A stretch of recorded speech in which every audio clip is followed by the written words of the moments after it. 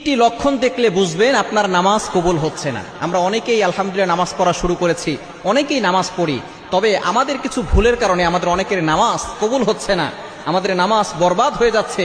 এই নামাজ আমাকে কিয়ামতের ময়দানে জান্নাতে নিতে পারবে না।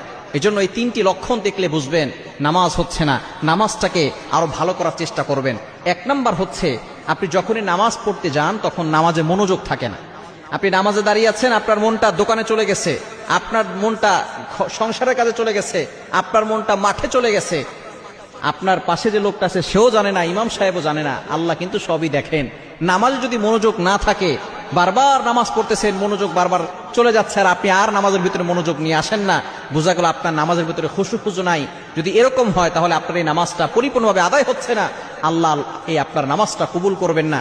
In the day of judgement, কিয়ামতের ময়দানে এই নামাজটাকে আল্লাহ তাআলা ময়লা কাপড় চোপড় যেভাবে আমরা দলামোচ করে ফেলে দেই, আল্লাহ তাআলা এই নামাজগুলোটাকেও এভাবে ফেলে দিবেন। সুতরাং নামাজটাকে পরিপূর্ণভাবে আল্লাহর কাছে কবুল করাতে হলে নামাজে মনোযোগ নিয়ে আসতে হবে। এক নাম্বার হচ্ছে নামাজে যদি মনোযোগ না থাকে। দ্বিতীয় নাম্বার হচ্ছে আপনার নামাজ কবুল হচ্ছে কিনা সেটা কিভাবে বুঝবেন?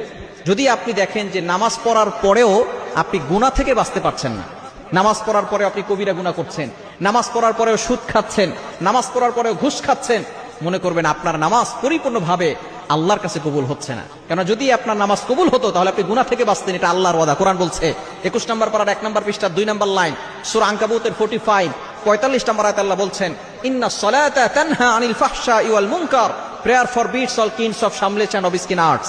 নিশ্চয় নামাজ মানুষকে সমস্ত প্রকার ফাহিশা কাজ থেকে বিরত রাখে। কিন্তু আপনি নামাজ পড়ছেন, আপনার এই নামাজ আপনাকে গুনাহ থেকে বাঁচাতে পারছে না, বোঝা যাচ্ছে আপনার নামাজ কবুল হচ্ছে না। এবং 3 নাম্বার হচ্ছে, যখন আপনি নামাজ পড়বেন, নামাজ পড়ার পরে যদি আপনার ভিতরে অহংকার চলে আসে, আপনার ভিতরে বরত্ব চলে আসে, আমি নামাজ পড়ি, আমি ভালো মুসল্লি, তুমি নামাজ পড়ো না, তুমি খারাপ হয়ে গেছো, তুমি বেঈমান হয়ে গেছো, এই ধরনের কথা যারা নামাজ পড়ার পরে বলে, তাহলে বোঝা যাচ্ছে যে তাদের নামাজ কবুল হচ্ছে না। কেননা নামাজ মানুষকে বিনয়ী বানায়, নামাজ মানুষকে অহংকারী বানায় না। আপনি নামাজ পড়ছেন না, নিজের ভিতরে অহংকার চলে এসেছে, আমি বড় আল্লাহর ওলি হয়ে গেছি, আমি বড় বুজুর্গ হয়ে গেছি, আমি বড় নামাজি হয়ে গেছি, বড় মুসল্লি হয়ে গেছি, এরকম অহংকার যদি আপনার ভিতরে আসে, বুঝবেন যে আপনার নামাজ আল্লাহর কাছে কবুল হচ্ছে না।